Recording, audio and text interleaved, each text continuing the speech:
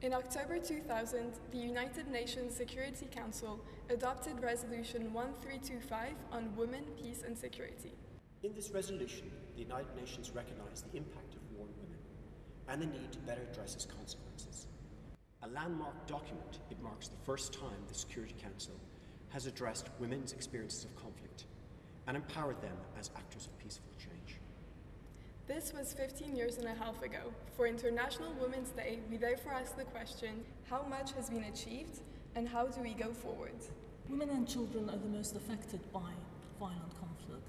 UN Security Council Resolution 1325 calls on all parties to protect them from gender-based violence. Since 2000, there have been efforts to implement change. In 2008, UN Resolution 1820 affirmed that women and girls are particularly targeted by sexual violence as a tactic of war. It noted that rape and other forms of sexual violence can constitute war crimes, crimes against humanity, or a constitutive act with respect to genocide. These efforts have failed to protect women and girls affected by conflict. Saying that rape can constitute a war crime doesn't make it stop.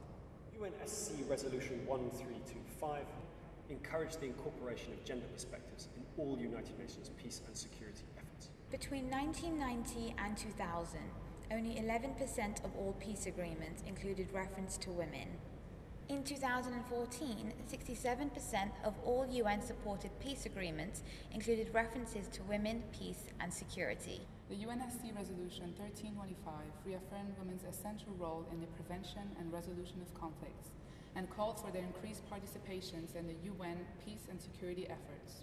Since the year 2000, the number of senior women leaders in the UN has increased, from special envoys to the Secretary General to the first female commander in a peacekeeping mission. Yet, women still represented only 4.77% of all military and police personnel working across UN missions in January 2016.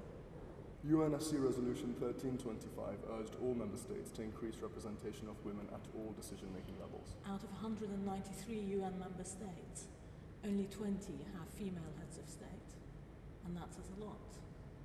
While there have been some advances since the adoption of UN Security Council Resolution 1325, much remains to be done. While there has been a great deal of rhetorical commitment to the bettering of women's conditions in conflict, only 54 countries have made national action plans on women, peace and security, and funding remains terribly low across all